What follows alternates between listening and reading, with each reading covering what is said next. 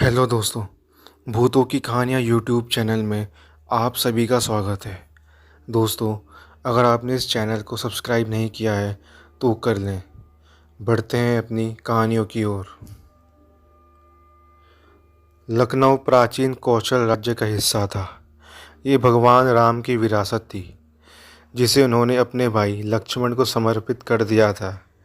इसलिए ऐसे लक्ष्मणावती, लक्ष्मणपुर और लखनपुर के नाम से जाना गया, जो बाद में बदलकर लखनऊ हो गया।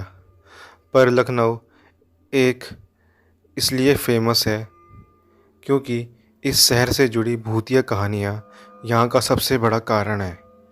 जब लखनऊ विश्वविद्यालय के लाल बहादुर शास्त्री के हॉस्टल में पढ़ने वाले तीन दोस्त सोनू, विशाल और रोहित के बीच शर्त लगी कि किसमें कितनी हिम्मत है जो कब्रिस्तान के अंदर एक रात बिता सके, क्योंकि यहाँ वो कब्रिस्तान है जिसमें 1857 में मारे गए अंग्रेज़ों को दफनाया गया था। और उन दोस्तों में से विशाल ने हिम्मत दिखाई और शर्त मान ली। अगले दिन तीनों दोस्त विश्वविद्यालय से निकले और नदवा कॉलेज और पक्का पुल के रास्ते से होते हुए कब्रिस्तान के पास पहुँचे। रात के करीब 1 बज चुके थे। सन्नाटा छाया हुआ था और सड़क पर भी 1-2 गाड़ी वाले नज़र आ रहे थे। तीनों दोस्त कब्रिस्तान में पहुँचे। कब्रिस्तान के चारों ओर दीवार टूटी हुई थी। कोई भी आसानी से अंदर जा सकता था। अब रात के करीब 1 बज चुके थे। सोनू ने कहा, ठीक है विशाल, कल मिलते हैं अगर तुम जिंदा रहे तो। विशाल ने कहा, अरे जिंदा क्यों नहीं रहूँगा, मुझे भूत से डर नहीं लगता है, और जब डर ही नहीं लगता फिर डर किस बात का। इतना कहकर विशाल ज़ोर ज़ोर से हंसने लगा। सोनू और विशाल आपस में बात कर रहे थे, पर रोहित आसपास की कब्रों को बड़े गौर से देख रहा था और कब्रों के ऊपर लिखे नामों को बारी बारी से पढ़ते हुए बड़बड़ा रहा था। सोनू ने कहा, रोहित, तू कब्रों को इस तरह से क्यों देख रहा है? यहाँ सारी मर्दों की लाश है, किसी लड़की की नहीं। ठहर के इंसान। विशाल इसका बस चले तो लड़की को कब्र से निकाल कर बोले, आप बहुत सुंदर लग रही हैं, क्या आप मेरी गर्लफ्रेंड बनेंगी? सोनू और विशाल जोर जोर से हंसने लगे थे, जो हंसी पूरे कब्रिस्तान में गूंज रही थी। रोहित ने कहा, अरे नहीं सोनू, मैं तो इन कब्रों पे लिखे नाम को पढ़ रहा था, क्योंकि पिछले हफ्ते जब मैं अंजलि के साथ यहाँ घूमने आया था तो इस थॉमस हैंक की कब्र इस कब्रिस्तान के सबसे आखिरी में थी, और मुझे इसलिए याद है क्योंकि मैंने इसी कब्र के पास से फूलों को तोड़कर अंजलि को दिया था। रोहित की बात सुन सोनू और विशाल भी एक पल के लिए सोच में पड़ गए। सबके मैं में सिर्फ यही सवाल था कि आखिर कब्र एक जगह से दूसरी जगह कैसे जा सकती है, और इस बात की पुष्टि इस बात से भी हो रही थी कि रोहित के तोड़े हुए फूलों की पत्ती अभी भी मुरझाई हुई कब्र के पास ही थी। विशाल ने कहा, अच्छा ठीक है, अब मुझे और उल्लू मत बनाओ। मुझे डराने की तुम्हारी कोशिश किसी काम की नहीं है, समझ गए?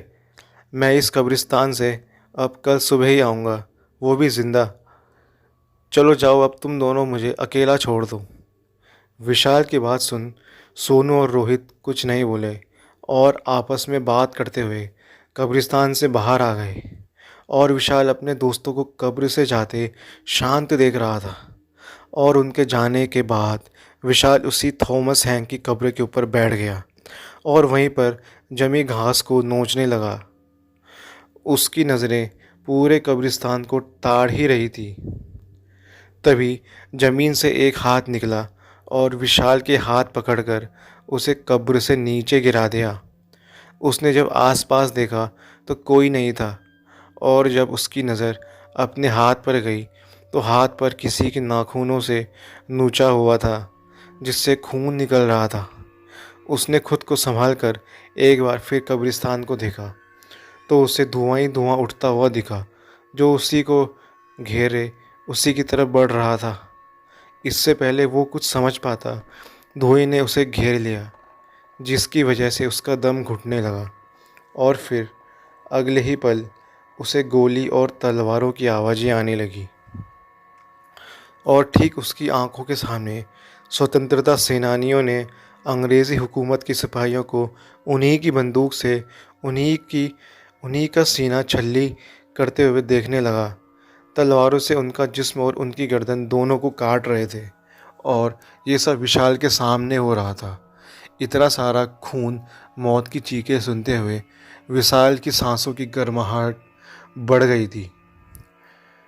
पर उससे पहले वो कुछ समझ पाता, इस सदमे से निकल पाता, अचानक ही किसी ने विशाल को पीछे से धक्का दिया और उसे ज़मीन पर गिरा दिया। उसने जब पीछे मुड़कर देखा तो कोई नहीं बल्कि सोनू और रोहित ही थे और सारा धुआं एक पल में गायब हो गया। सोनू ने कहा, अबे देख कितना फट्टू है ये। रोहित ने कहा, अबे जब इतना डर लगता है तो यहाँ अकेले आने के लिए हाँ ही क्यों करी।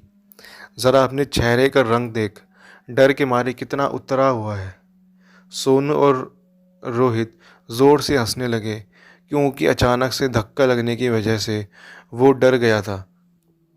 विशाल ने कहा, बंद करो तुम लोग अपनी ये नौटंकी और चलो यहाँ से, मुझे और नहीं रहना इस कब्रिस्तान में।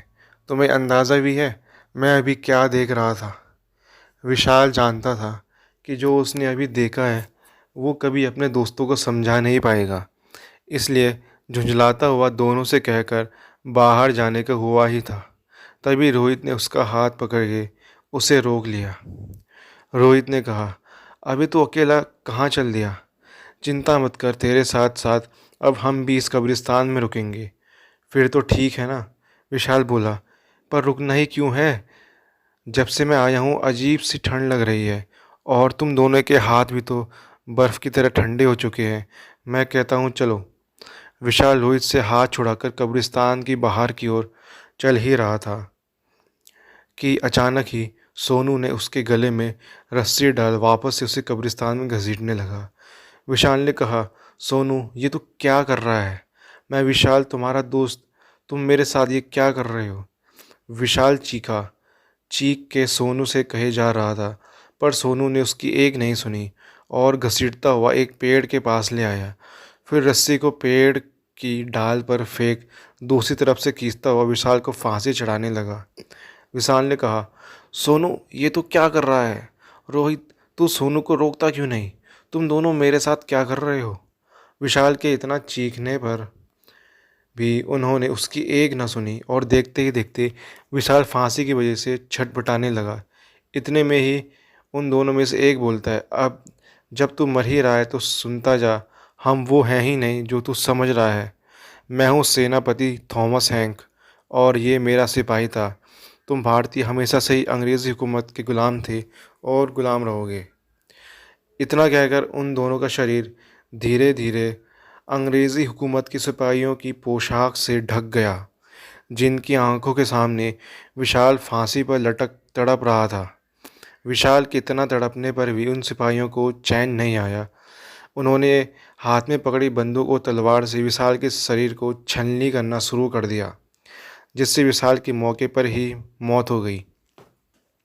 अगली सुबह जब उसके दोस्त उसे लेने कब्रिस्तान आए, तब कब्रिस्तान के बाहर पुलिस और मीडिया की भीड़ लगी हुई थी, जिन्हें देख दोनों की सांसें तेज हो गई थी। रोहित ने जब भीड़ के बीच जाकर देखा तो उस कब्रिस्तान के कोने में पेड़ पर झूलती विशाल की लाश दिखी, जिसे देख दोनों चीखने लगे थे। इंस्पेक्टर भी उनकी चीख से समझ गया था कि ये दोनों लाश के जानने वाले हैं, इसलिए दोनों को लाश की पहचान करने के लिए अंदर बुलाया गया। सोनू और रोहित ने जब विशाल की लाश को गौर से देखा तो उनकी भी रूह कांप गई। गला जोर से दबने की वजह से विशाल की आंखों की पुतलियां बाहर आ गई थी। आंखों की जगह दो काले गड्ढे दिखाई दे रहे थे और नीचे ज़मीन पर खून ही खून बिखरा हुआ था। साथ ही गोलियों के खाली कारतूस भी बिखरे हुए थे। पर विशाल के जिस्म पर कट का एक भी निशान नहीं था। दोनों ने लाश को पहचान तो लिया था, पर अब ये केस पुलिस को भी समझ नहीं आ रहा था, पर पोस्टमार्टम से ये बात साबित हो चुकी थी। बाहर से भले ही उसके शरीर को कोई खरोच ना रहा हो, लेकिन अंदर से उसका शरीर गोलियों से छल्ली पड़ा था और अंदर से मांस, यहाँ तक कि हड्डियाँ भी कटी हुई थी। बहुत जांच पड़ताल के बाद भी केस कभी नहीं सुलझा और कुछ साल बाद सोनू और रोहित की लाश भी उसी रहस्यमय तरीके से उसी पेड़ पर फांसी पर लटकी मिली। पोस्टमार्टम रिपोर्ट्स से में भी वही लिखा था जो विशाल की रिपोर्ट्स में लिखा था। शरीर पर एक भी कटे के निशान नहीं था, पर अंदर से जिस्म गोलियों से छल्ली हुआ पड़ा था और तलवार से भी। मांस के साथ हड्डियां भी कटी हुई थी और आज भी इस केस की फाइल लखनऊ के एक थाने में धूल खा रही है। लेकिन अब वक्त बदल चुका था। सरकार ने कब्रिस्तान को संरक्षित करते हुए चारों तरफ दीवार बनवा दी है और लाइट की सुविधा भी कर दी है। अब यह रोड रात भर चलती है, लेकिन आज भी तमाम रोशनी और लाइट के होने के बावजूद लोग उस कब्रिस्तान में जाने से डरते हैं। तो दोस्तों, ये थी आज की कहानी। अगर आपको पसंद आई है तो इस चैनल को सब्सक्राइब कर देना। मिलते हैं आपको अगली वीडियो में। धन्यवाद।